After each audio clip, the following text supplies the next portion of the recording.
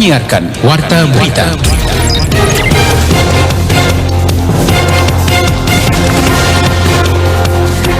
Saudara, selamat pagi. Anda mendengarkan Warta Berita RRI ND edisi Jumat 24 Februari 2023 dengan Sari Berita.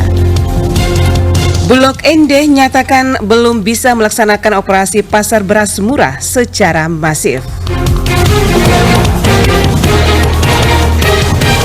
Peringati Hari Peduli Sampah Nasional, RRI ND gelar aksi pungut sampah di Kelurahan Bongawani ND. Inilah berita selengkapnya bersama saya, Antonia Nona.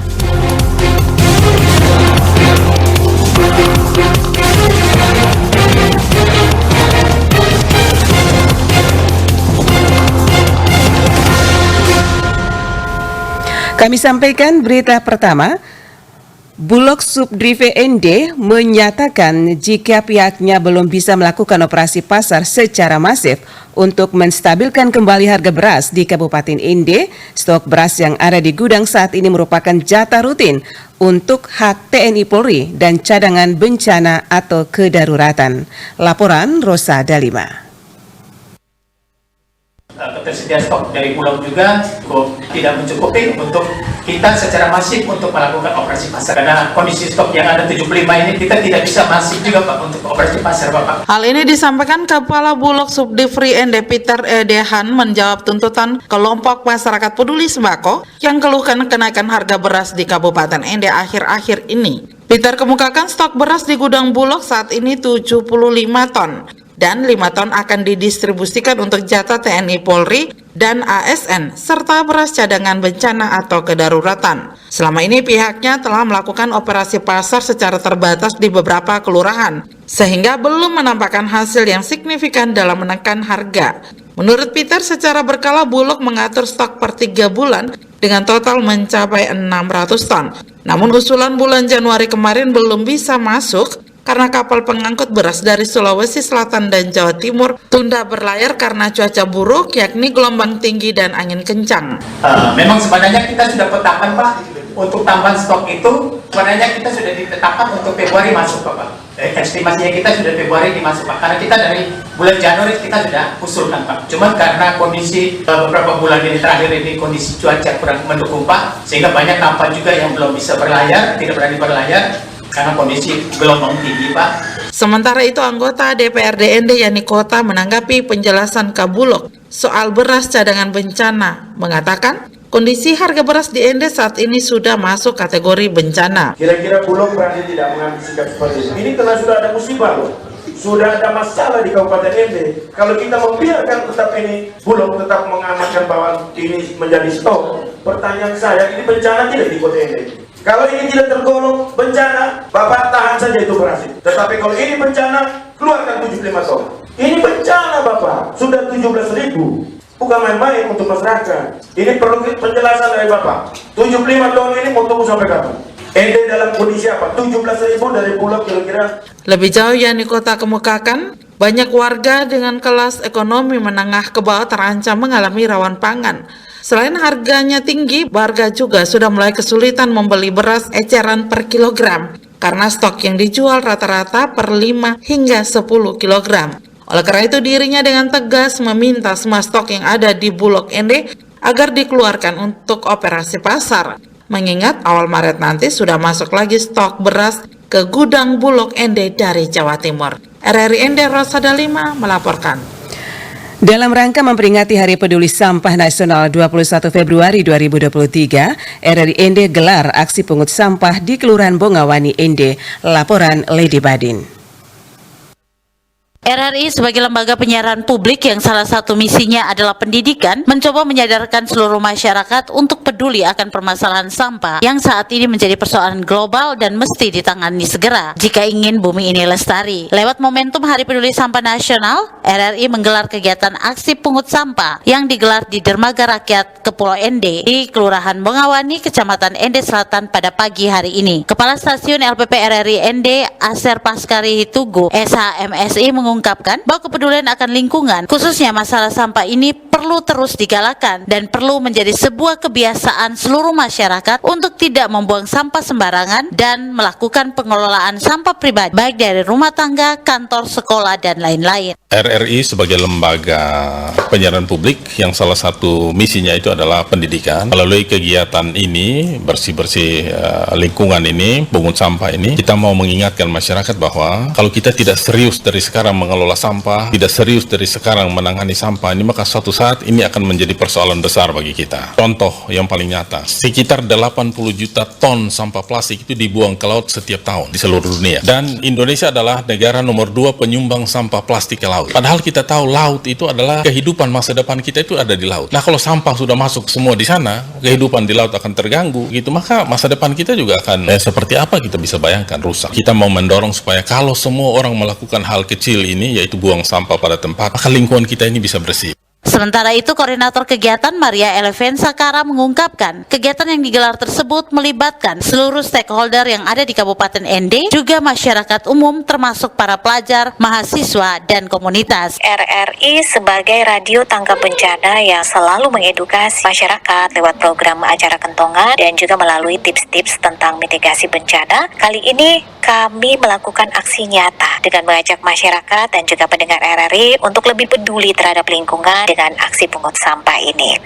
Dan dalam kegiatan tersebut kami melibatkan Forkompimda, dinas-dinas terkait, dalam hal ini Disdagin, DLH, PUPR, BBD, kemudian Dinas Perhubungan, camat setempat, Kelurahan Bongawani, karena titik aksi ini adalah di dermaga pelabuhan menuju Pulau ND. Dan selain dinas-dinas terkait, kami juga mengundang komunitas-komunitas dan juga masyarakat. Leli Kara mengharapkan lewat kegiatan tersebut, masyarakat khususnya yang berada di kota ND untuk semakin menumbuhkan kesadaran bersama bahwa pentingnya menjaga lingkungan bebas dari sampah demi kelangsungan dan kestabilan hidup manusia dan alam. RRI ND, Lady Badin melaporkan. Inspektorat Jenderal Itjen Kementerian Pendidikan, Kebudayaan, Riset, dan Teknologi Kemendikbudristek mengadakan rapat koordinasi pengawasan Rakorwas terhadap praktik kekerasan di satuan pendidikan untuk mengkoordinasikan fungsi pengawasan dan penanganan kasus kekerasan yang terjadi di satuan pendidikan yang fokus dilakukan oleh Itjen dalam 2 tahun terakhir. Inspektur Jenderal Katarina Mulyana menyampaikan apresiasi atas kehadiran para peserta rapat sebagai bentuk wujud komitmen bersama dengan Kemendikbudristek yang menegaskan mewujudkan ruang belajar yang aman, nyaman, dan menyenangkan bagi anak, bukan hanya sebagai jargon, serta memperhatikan prinsip-prinsip penyelenggaraannya. Rakorwas ini melibatkan berbagai pemangku kepentingan dan diharapkan mampu mengevaluasi hal yang selama ini dilakukan dan mempersiapkan apa saja yang diperlukan untuk menyukseskan program prioritas yang digalakan, yaitu penghapusan kekerasan dalam dunia pendidikan yang meliputi kekerasan seksual, perundungan, dan intoleransi.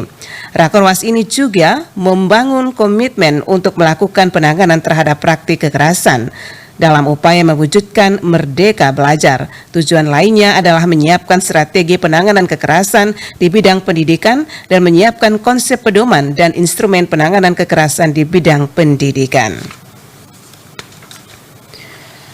Wahli Region Banus Ramapa, Bali, Nusa Tenggara Barat, Nusa Tenggara Timur, Maluku Utara, dan Papua dalam pertemuannya di Lombok beberapa waktu lalu membahas 2 ancaman besar yang dikhawatirkan dapat memberikan dampak buruk bagi keberlanjutan lingkungan di NTT. Laporan Feranda Garus. Walhi melihat pembangunan infrastruktur industrialisasi berbasis kawasan yakni industri pertambangan, industri kehutanan, perkebunan sawit monokultural, industri food estate, dan industri pariwisata sangat berpotensi menurunkan daya dukung dan daya tampung lingkungan serta menyingkirkan hak kuasa dan hak kelola masyarakat di wilayah pesisir laut dan pulau-pulau kecil di Nusa Tenggara Timur. Direktur Walhi Nusa Tenggara Timur, Umbu Wulang Peranggi, kepada RRI dalam wawancara Flora Tapagi mengatakan saat ini NTT berada dalam dua ancaman besar yang terjadi. Pertama, perubahan iklim memberikan dampak yang buruk bagi keberlanjutan lingkungan di Nusa Tenggara Timur sebagai provinsi yang memiliki pulau-pulau kecil. Perubahan iklim telah mengakibatkan NTT terancam kekeringan, ya. Kita tahu 10 tahun terakhir ini kan sekali kita temukan krisis air yang terjadi di Nusa Tenggara Timur. Beberapa data riset itu juga akan mempengaruhi ekosistem endemik atau keanekaragaman hayati endemik yang ada di meningkatnya perubahan iklim dan pemanasan global bisa berdampak pada populasi komodo yang ada di Kepulauan Flores itu. Lanjut Umbu Wulang, ancaman kedua yakni masifnya investasi yang rakus lahan. Investasi tersebut dibagi menjadi 3 model, yaitu pada investasi pariwisata, monokultural, dan investasi pertambangan, serta beberapa proyek strategis nasional yang tersebar di seluruh wilayah Nusa Tenggara Timur. Sehingga berujung pada privatisasi serta alih fungsi kawasan, memberikan dampak buruk bagi daya tampung dan daya dukung lingkungan hidup. Investasi ini kan banyak mengancam keselamatan rakyat, terutama ekologi tadi, karena investasi ini kan misalnya kita tahu ini ada perubahan iklim dan pemanasan global yang kian terasa dampaknya bagi NTT, tapi di satu sisi kita masih terus dijajali dengan investasi yang banyak tergantung pada misalnya energi kotor misalnya. Walhi NTT meminta kepada seluruh pemerintah daerah untuk memikirkan terkait upaya mitigasi dan adaptasi perubahan iklim. Salah satunya memperkuat program ketahanan pangan dengan cara menghidupkan kembali pangan lokal di Nusa Tenggara Timur. RRIND Veranda Garus melaporkan. Anda sedang mendengarkan Warta Berita Produksi RRIND.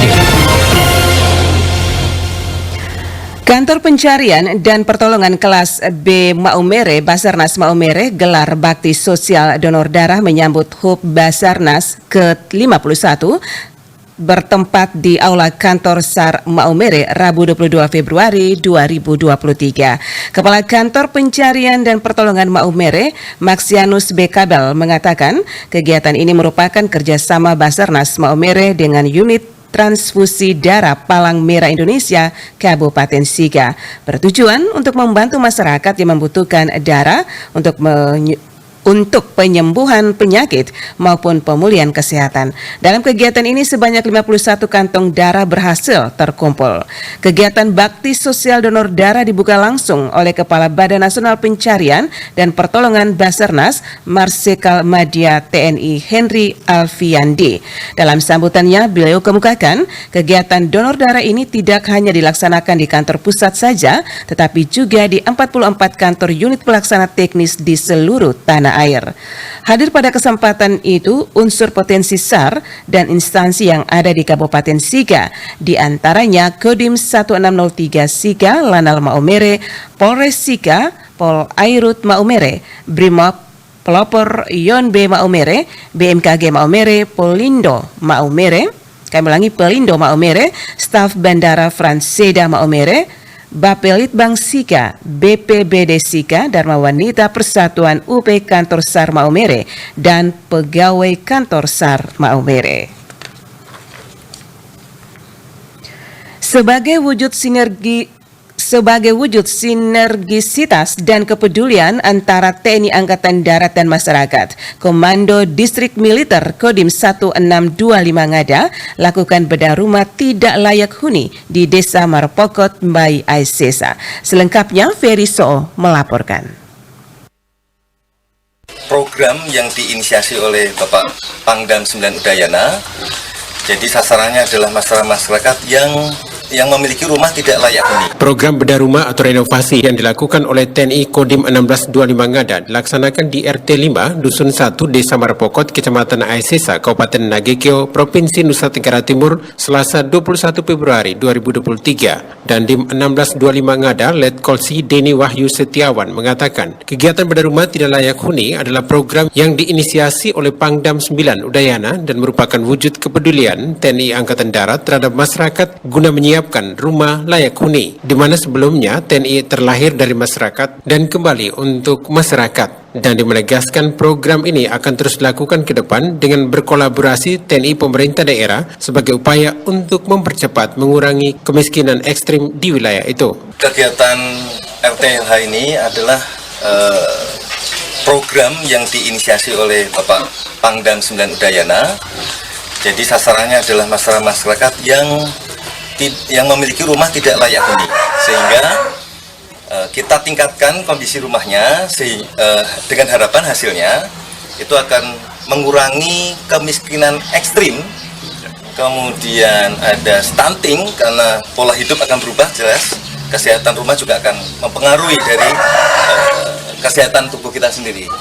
Nah, kemudian kegiatan ini akan selalu berlanjut sesuai dengan petunjuk dari Bapak Panglima. Sasarannya adalah mempunyai syarat tanah itu adalah tanah sendiri, bukan tanah yang disengketakan atau tanah ulayar. Sementara Bupati Nagekeo, Yohanes Demboskodo, mewakili masyarakat Nagekeo mengucapkan banyak terima kasih kepada Pangdam 9 Udayana melalui Dandim 1625 Ngadah yang sudah menginisiasi bantuan nyata rehabilitasi rumah tidak layak huni di Kabupaten Nagekeo. Saat ini menurut Bupati Don masih ada 21.000 lebih kepala keluarga yang tidak memiliki rumah tidak layak huni. Mewakili masyarakat Nagekeo, saya mengucapkan banyak terima kasih kepada Pangdam Udayana melalui Pak Dandim yang sudah menginisiasi bantuan nyata rehabilitasi rumah tidak layak huni di Nagekeo. Kita masih punya 21.000 lebih kakak yang tidak memiliki rumah layak huni. Jadi kita belum sampai 6.000 yang kita perbaiki, dan dalam target 5 tahun ini sebetulnya ada 10.000 rumah. Jadi kita masih mengejar, dan saya bersyukur bahwa Pangdam Udayana melalui Pak Dandim ini melihat Nagekeo ini sebagai daerah sasaran untuk menerima bantuan ini. Program rehabilitasi rumah tidak layak huni bertujuan agar para penerima bantuan menempati rumah layak huni dan terhuni. Sebab saat ini masih banyak ditemui dalam satu rumah dihuni lebih dari satu keluarga. Kondisi ini perlu didata secara tepat dengan sumber data yang satu dan benar sehingga dapat bersinergi dengan program Pangdam 9 Udayana. RRI Endeveriso melaporkan. Kepala Dinas Pendidikan dan Kebudayaan Provinsi Nusa Tenggara Timur Linus Lusi SPD MPD membuka nomor kontak pengaduan untuk menampung dan menyelesaikan persoalan pendidikan di NTT. Setiap persoalan pendidikan di NTT yang ditemui segera dilaporkan langsung ke Kepala Dinas Pendidikan NTT yang akan segera direspons untuk diambil solusinya. Kadis Pendidikan dan Kebudayaan Provinsi NTT Linus Lusi SPD MPD mengatakan pengaduan yang dilayani terkait persoalan pendidikan menyangkut akademik sekolah, non-akademik sekolah, sarana prasarana pendidikan, hak guru dan tata kelola sekolah melalui nomor WA 0821 4220 3572 dan juga melalui media sosial FB, IG, Twitter dan juga TikTok. Menyikapi hal tersebut, Kepala Ombudsman RI Perwakilan Nusa Tenggara Timur Darius Bedadaton menjelaskan pengelolaan pengaduan adalah kewajiban pemerintah karena secara normatif diatur dalam berbagai peraturan perundangan yaitu Undang-Undang Nomor 25 Tahun 2009 tentang Pelayanan Publik, Peraturan Presiden Nomor 76 Tahun 2013 tentang pengelolaan pengaduan pelayanan publik, Permendagri Nomor 33 Tahun 2011 tentang pedoman fasilitasi pengaduan dan lingkungan Kementerian Dalam Negeri. Selain itu, pengaduan tersebut juga diatur dalam Kepmenpan nomor 118/2004 tentang pedoman umum penanganan pengaduan masyarakat bagi instansi pemerintah, Permenpan nomor 62 tahun 2018 tentang pedoman penyelenggaraan pengelolaan pengaduan pelayanan publik secara nasional, dan Permenpan nomor 46 tahun 2020 tentang roadmap pengembangan SP4N 2020 sampai 2024. Darius mengungkapkan bahwa setiap nomor yang melakukan pengaduan akan direkam nama dan nomor handphonenya di WA pribadi, bukan WA grup. Aliansi Masyarakat Adat Nusantara Aman Nusa Bunga Flores Lembata gelar kegiatan musyawarah wilayah ketiga menghadirkan sejumlah perwakilan komunitas adat Sedaratan Flores Lembata. Laporan Rofinus Vula. Kegiatan musyawarah dibuka oleh Asisten 1 Setda Ende Dalan SIK berlangsung di Aula PSE Ende Kamis 23 Februari 2023 di Ende. Kegiatan mengusung tema memperkuat soliditas gerakan masyarakat adat Flores Lembaga. Ketua Panitia Penyelenggara Donatus Buka dalam laporan mengatakan kegiatan musyawarah merupakan fungsi penting dalam menentukan arah gerak aman wilayah Nusa Bunga akan mengelola sumber daya dan tatanan sekaligus sebagai amunisi untuk melihat daerah kemudian mengusung berbagai program, memberikan rekomendasi dan catatan kepada pemerintah untuk kepentingan masyarakat adat. Mewujudkan cita-cita perjuangan masyarakat adat untuk berdamai secara politik, mandiri secara ekonomi, dan bermartabat secara budaya. Yang berikut nama kegiatan musyawarah wilayah atau yang disingkat dengan MUSFIL, Aliansi Masyarakat Adat Nusantara Aman Wilayah Nusa Bunga. Sementara Ketua Aman Nusa Bunga Pelipus kami mengatakan musyawarah wilayah 3 merupakan momen penting untuk merefleksikan siapa diri kita sebenarnya. Banyak problem yang dihadapi masyarakat adat saat ini, maka kehadiran masyarakat adat penting dalam memberikan solusi kepada pemerintah. Kenapa masyarakat adat solusi? Karena dia hidup jauh lebih lama dari bangsa ini. Bangsa ini bakal mereka 70 sekian tahun, tapi masyarakat adat hidup ribuan tahun.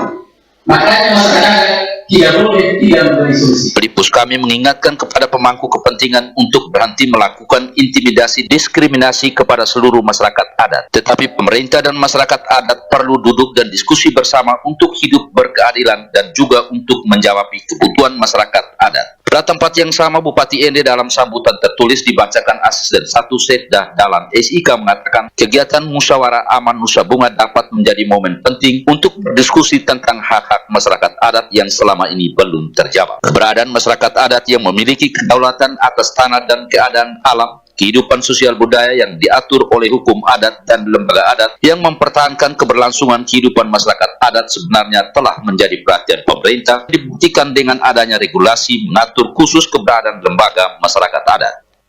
Keberadaan masyarakat adat yang memiliki kedaulatan atas tanah dan kekayaan alam, kehidupan sosial budaya yang diatur oleh hukum adat dan lembaga adat yang mempertahankan keberlanjutan kehidupan mereka sebagai komunitas adat sebenarnya telah menjadi perhatian pemerintah. Bupati Jafar memberikan apresiasi atas kehadiran Aman Nusa Bunga sebagai sebuah organisasi yang berjuang untuk kepentingan dan persoalan-persoalan yang dihadapi masyarakat adat di wilayah Nusa Bunga dan berharap melalui kegiatan musyawarah Aman Nusa Bunga akan melahirkan rekomendasi-rekomendasi yang nantinya akan menjadi perhatian pemerintah dalam mengambil kebijakan untuk kepentingan masyarakat adat. RRI Ender Filus Fula melaporkan. Saudara, sekian Warta Berita Daerah RRI Ende edisi Jumat 24 Februari 2023. Saya Antonia Nona mengucapkan terima kasih. Selamat pagi.